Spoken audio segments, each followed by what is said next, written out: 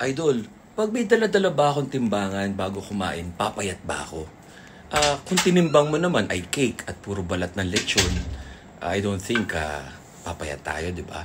Pero kung healthy naman yung kinakain mo, pwede mo yung eyeball kasi inconvenient siya. Pero kung gusto mo talagang sobrang accurate, magko-compete ka or mahalaga sa'yo yung competition talaga, di kaya mong dalhin, di ba? Mag-backpack ka o ano, parang wallet, di ba? Do what works for you. Tama kayo, mali ako, I'm not your doctor. Pero ako, personal ko, ina-eyeball ko, alam ko na, pag lutong labas, syempre may mga mantika sila na hindi healthy.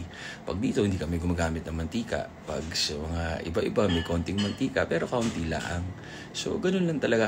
Kailangan ma-eyeball natin para maging convenient siya sa part ng lifestyle natin.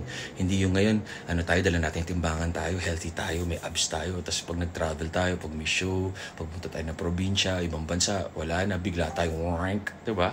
So, yun lang. Happy healthy, guys. God bless.